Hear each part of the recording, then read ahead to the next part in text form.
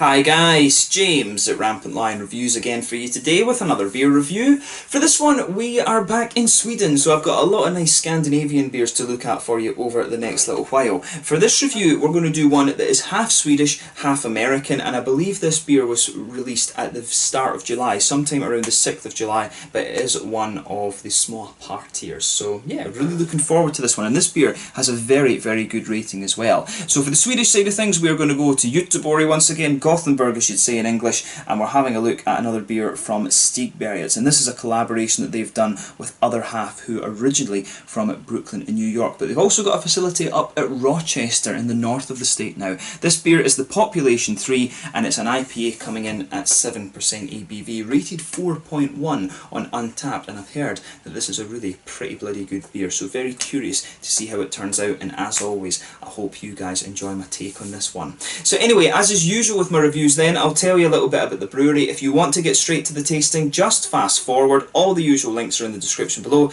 That's the brewery websites, the link to my other reviews that I've done, both from Stigbergets and from Other Half Brewing, that I've reviewed beers from both of these guys before, although no dedicated reviews actually to Other Half, which is something I need to fix. There's all the usual social media. If you want to see more beer reviews, do please consider subscribing to the channel. The whole channel of course has a geography based tagging system, so you can go into the home page and search for beer based on country, city, state, county, prefecture, whatever it is you're interested in. Do check out the playlist of beers from different countries. There is one there for all the Swedish beers that I've reviewed for you, and another one for all the American beers. This beer will appear in both of those, and as always please do get in touch and let me know some of the other beers and breweries that you guys would like to see me review. It's always great to hear from you guys that are watching the videos, and the support that you show the channel is hugely appreciated. So anyway, to tell you a little bit about Stigbergets Bryggeri first off then. So Stigbergets Bryggeri, as I've mentioned to you before, are based in Gothenburg, and they were founded by Nils Hultkrantz and Richard Simonsson, and the pair own two bars that share the one kitchen. This is the Bar Chino and the Hagabjörn's Cafe, which are located on Linnégatan in the city,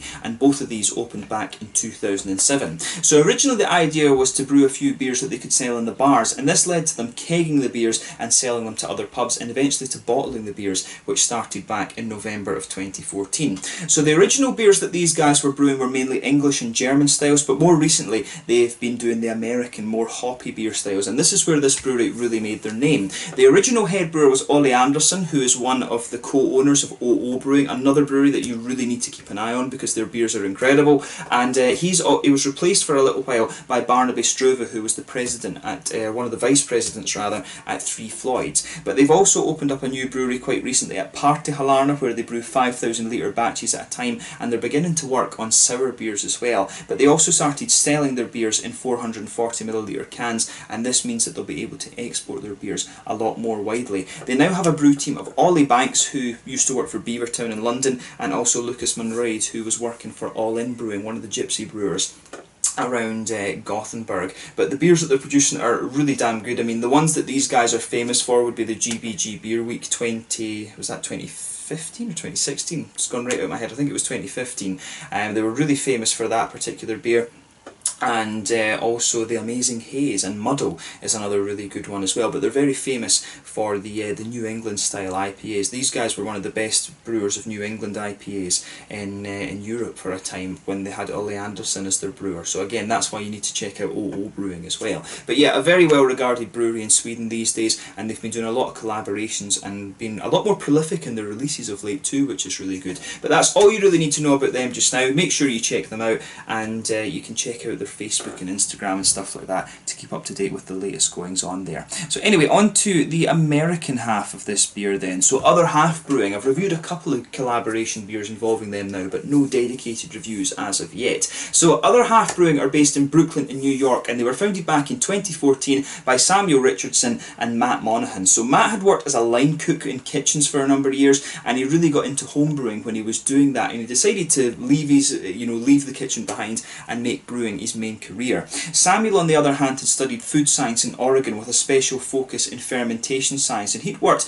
in various breweries before starting Other Half. So Matt manages the business side of the brewery, while Samuel is the brewery operations manager, and he's also involved in recipe development as well. So he does still take quite an active part in in the actual brewing process as well. But the brewery have grown very quickly over the last few years. They really have made a name for themselves. They have their tap room on Centre Street in Brooklyn, and in 2018 they purchased the former brewery of Nedlow Brewing as well, which is in East Bloomfield, which is a little bit kind of southeastish of Rochester in the upstate New York. But this has allowed them to get their beers a little bit more widely out there, I think, because this brewery is operating now. So they've got a 30 barrel brew house in New York, from what I understand, and then they've got a smaller 15 barrel brew house up in Rochester, which is where they're going to be doing some sour beers as well. They are working on a sour beer program. They started off at this facility with just one building, and they're planning to add another 2 to it over the next 18 months. I think they've added 1 or 2 of them so far. I'm not sure exactly how far on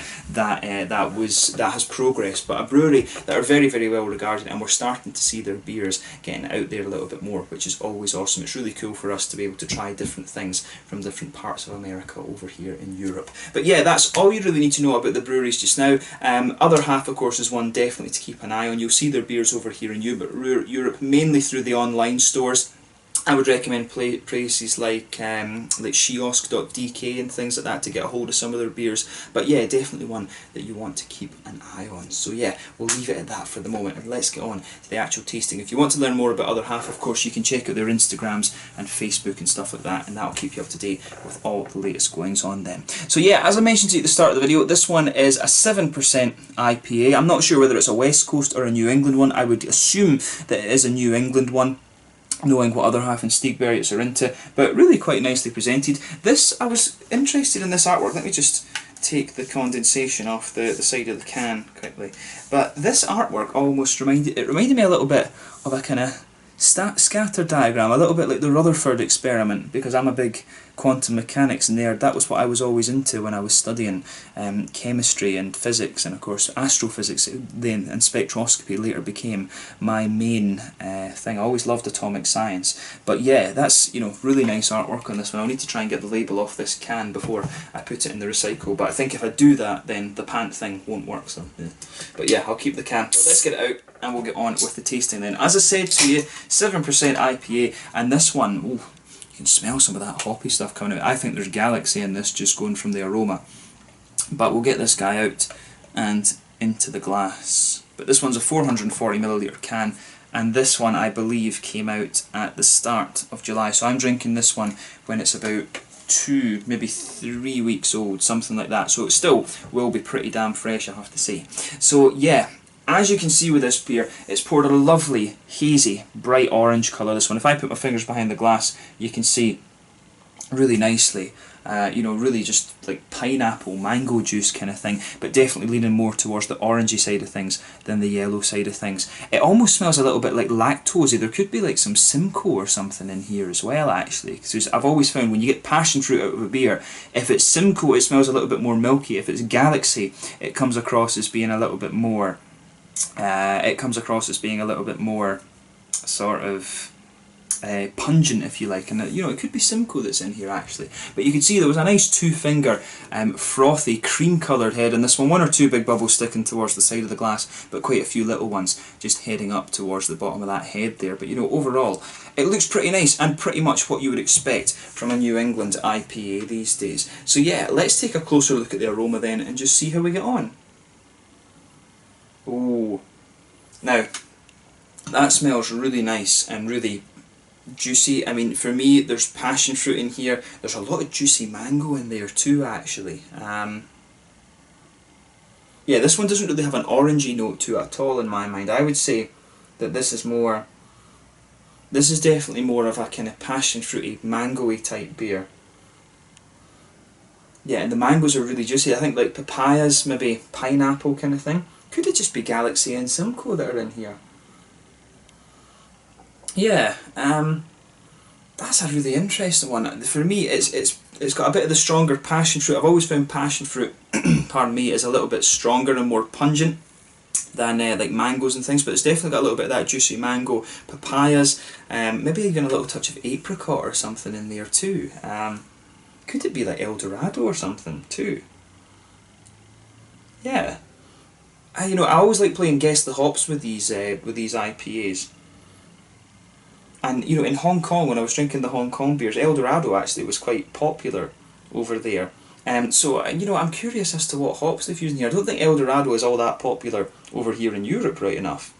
But yeah, lovely, slightly stronger passion fruity notes, a little bit of mango, a little bit of a kind of papaya, pineapple type sort of thing. So really a tropically fruity IPA, this one.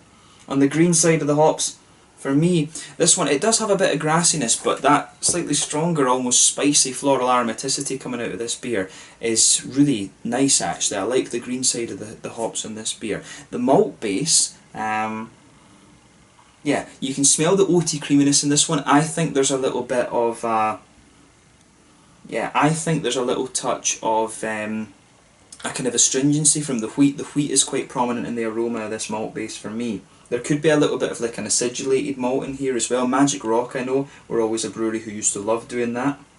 So yeah, you can smell there is a little bit of an astringency, a kind of potency to the malt base in this beer, and it'll either be from the wheat or a little bit of an acidulated malt, little touch of biscuit in there as well. But I mean, malt base wise, it has everything that you would expect from a New England IPA. So as I always say, take a little bit of time and enjoy the aroma before you get stuck in. For me, this is really quite a juicy, light tropical fruit kind of aroma coming off this one, but it does have a little bit of astringency from the malt base in this beer. So yeah, let's have a go at this one and see how we get on. So this one is the Population 3, a collaboration beer between Stigbergets Bryggeri from Gothenburg here in Sweden and Other Half Brewing from over in New York in America. Let's get stuck in. Good to be back in Sweden. Slanja, skål.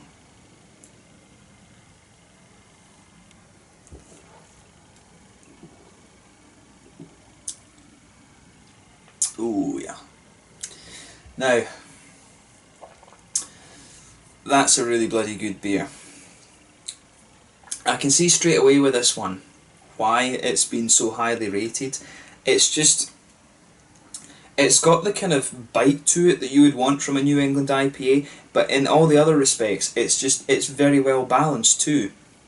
I mean, you can't really ask for much more from a New England IPA, so big thumbs up both to Other Half and Stigbergets for this one. You know, I've heard really great things about Other Half, and I know that Stigbergets are capable of producing some really good IPAs. So, you know, some collaborations can be a little bit of a kind of letdown. You could think, oh right, you know, maybe I expected something a bit better than that, but this one, to me, this is the kind of level you'd expect from them. They've done a really good job of this, and I can see exactly why this beer is rated as it is. It's very good.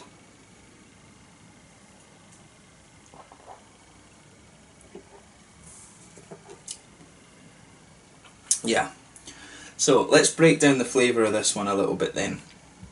So, middle of your palate, you're going to feel that nice white bready, wheaty quality just blanket in the middle of your tongue. You can feel, as you go further into the aftertaste, you can feel a little bit of that pungency from the wheat pushing its way out as you go on. I do wonder if there's a little touch of acidulated malt in there. I do think that, because it almost gives you, the way I always used to describe the Magic Rock beers was that it was like you had wax, a little bit of wax on your tongue or something, and the liquid just kind of flowed right over it. That's kind of the impression I'm getting from this beer a little bit. I do suspect there's a little bit of that acidulated malt in there.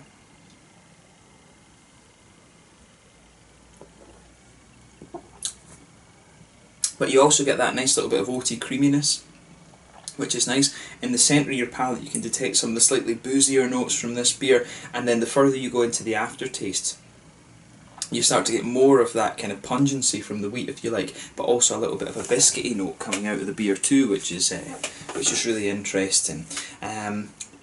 So yeah, I mean, the malt base kind of has everything that you would want, to be honest with you, and this one does remind me of those Magic Rock beers. I mean, there's probably other beers you can compare it to right enough, but Magic Rock were the first ones that I encountered that had this almost bite to the malt base, if you can call it that. So yeah, this one does remind me of the likes of the Cannonball a little bit and things like that. So yeah, I like the way they've got the malt base in this one. As I've always said, if you've got a good malt base in your beer, that can add so many levels of complexity. For a long time, IPAs, they were just putting in pale malt and firing the hops in. You know, a lot of breweries were just doing that, but this is absolutely lovely. This big thumbs up to both Other Half and Stigbergets for this one.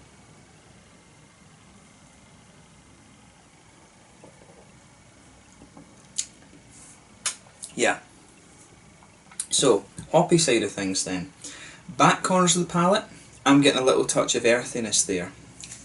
As you come further forward along the the sides of the tongue, it becomes a little bit more floral and spicy. There's almost a good bit of floral aromaticity to this beer. This one does have a good little bit more hoppy bitterness to it than some of the other New England IPAs and things you're going to come across. And I never said that at the start of the video. Quite obviously, this one is a New England IPA, just going from its appearance and from the taste actually. It's not as creamy as some of the ones you're going to get, and it's almost like a hybrid in some ways, because the more you drink of it, the more of the sweet biscuity malts you get out too, which is kind of interesting. So in some ways this one is a little bit of a hybrid in that sense, but nice floral aromaticity coming towards the front part of the tongue, round the very front curve of the palate. It gets that little bit lighter and grassy. Then behind the front curve of the tongue, of course, that's where you get that nice oily bubble where those juicy, pardon me, fruity esters start to push their way out of the beer. I'm getting a little bit of, the carbonation wasn't really visible in this one, but it's really getting me here.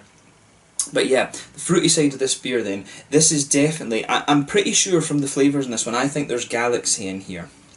So if you go to the back of that oily bubble, there's a nice sort of, there's a nice passion fruity, strong passion fruity note to this one. When you come further forward of that, you start to get a little bit of a mango. There's a little bit of a kind of, almost very on the very front of the tongue, you get a little bit of an apricot-y, papaya-y kind of thing coming out of this beer as well. But overall, it's really nice. The way that the fruitiness comes out as well, having that stronger, darker passion fruity flavour, that kind of plays in with that bigger bite that the malt base has, and also the kind of slightly bigger bitterness that this beer has too. This is definitely an IPA that's a little bit different to other ones in recent times, because it does have that extra kind of punch to it, if that makes sense, and I can see why it's so highly rated. I think they've done an awesome job of this, so if you get the chance to try this one, you're certainly not going to regret it. I don't know how widely available this beer was made. I know that it was released in Sweden earlier on, but it's really pretty damn good, so make sure you check it out if you get the chance. In terms of the mouthfeel, I would say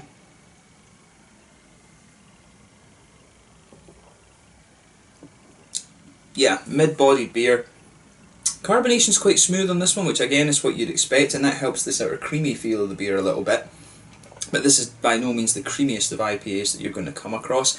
And it's, I would say overall, the mouthfeel of this one, it's a mixture between oily and crisp, which is kind of interesting. There's a good bit of hoppy bitterness to this. I think we're talking somewhere in the region of 50 IBUs with this beer. It's somewhere up there. In terms of the malt base then, the malt base is quite smooth. It does have a little bit of punch to it, like I said, and it sweetens up a little bit later, and of course you've got some nice juicy fruity qualities in there. The fruit actually becomes a little bit drier, I think, the further that you go into the flavour too. But I mean, overall, this is a lovely beer, this one, and I'm glad that I was able to try this one. I think I would have been a bit disappointed if I'd missed out on this beer through the small partiers. So yeah, big thank you to my friend for picking this one up for me. So yeah, let's leave it at that for this one. This one's a really good beer, and it's cool to sign back on in Sweden with a beer like this. So yeah, if you get the chance, make sure you check out the Population 3 from Stigbergets in Gothenburg here in Sweden, and Other Half from New York over in America. So yeah, once again, thank you for watching my beer reviews. Until the next time, please like, subscribe, share, all the usual YouTube stuff. Let me know your own thoughts on this beer in the comment section below. Let me know what your favourite beers are from Other Half and Stigbergets as well, and I'll definitely be catching you soon with more reviews from both of these breweries. Until the next time, stand you just now, check out my social media, and I'll catch you guys later. The Population 3, an IPA coming in at 7% ABV, kind of like a sort of hybrid of a West Coast. It's got the West Coasty bitterness and drinkability, but it's got a little bit more of the kind of New England flavour, if that makes sense. So a lovely beer, this one. Make sure you check it out. The Population 3 from Stigbergets and Other Half. Until the next time, stand you just now, and I'll catch you guys later. Stand you, skål.